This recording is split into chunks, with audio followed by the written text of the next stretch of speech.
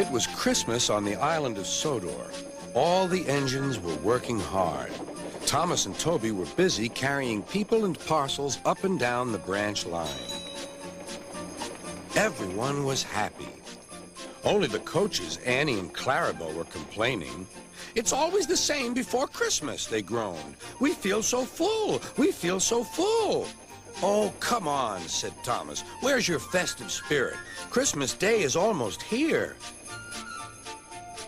By the side of the track was a little cottage with a familiar figure waving to them. "It's Mrs. Kindly," whistled Thomas. "Beep, beep! Happy Christmas!" Thomas always felt better for seeing her. Christmas just wouldn't be Christmas without Mrs. Kindly, he said to himself. When work was over, Thomas went to see the other engines. All their coats had been polished. "Huh," said Gordon. "Just look at us. Your driver will have to work fast to get you as smart as us." "Never mind that," replied Thomas. "I've something important to say. Do you realize it's been a whole year since Mrs. Kindly saved us from a nasty accident? You remember when she was ill in bed and—" "Yes, of course," interrupted Edward. "You told us how she waved her red dressing gown out of her window to warn you about a landslide ahead." "And you and Toby gave her presents?" Percy joined in. "And Sir Topham Hatt sent her to the seaside to get better." "But," said the other engines, "the rest of us never thanked her properly." "Exactly," said Thomas. "So now I think we should all give her a special Christmas party." Everyone was getting very excited, and the drivers felt sure that Sir Topham Hatt would agree, as indeed he did. The engines were all busy making plans when silence fell. Sir Topham Hatt had bad news. "The weather's changed badly. Mrs. Kindly is snowed up. Toby says he'll help to rescue her. You must help too, Thomas. There's no party unless you do." Thomas hated snow, but he said bravely, "I'll try, sir. We must rescue her. We must." "There's a good engine. You and Toby will manage splendidly." Thomas charged the snowdrifts fiercely.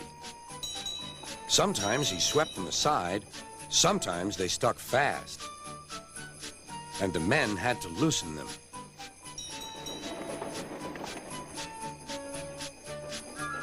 But at the cutting near the cottage, they could go no further. "Look at that!" exclaimed Thomas's fireman. "Beep, beep! Here we are!"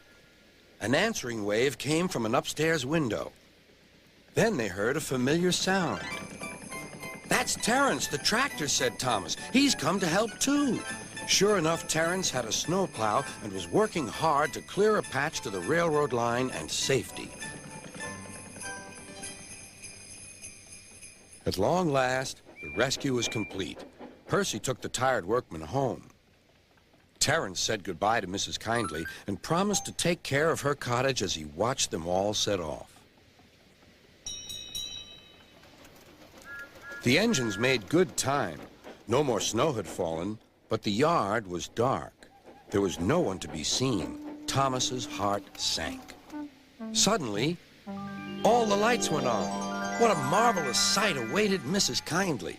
"Well done," said Sir Topham Hatt. "I'm really proud of you all." Mrs. Kindly especially thanked the smaller engines. "Thomas and Toby are old friends," she said. "And now, Percy, you are my friend too." Percy was very pleased. "3 cheers for Mrs. Kindly," he called. "Beep, beep, beep." They all whistled. "We wish you a Merry Christmas, we wish you a Merry Christmas, we wish you a Merry Christmas and a Happy New Year." Thomas the tank engine and his friends thought it was the best Christmas ever, and Mrs. Kindly could think of nowhere she would rather live than here with them on the island of Sodor.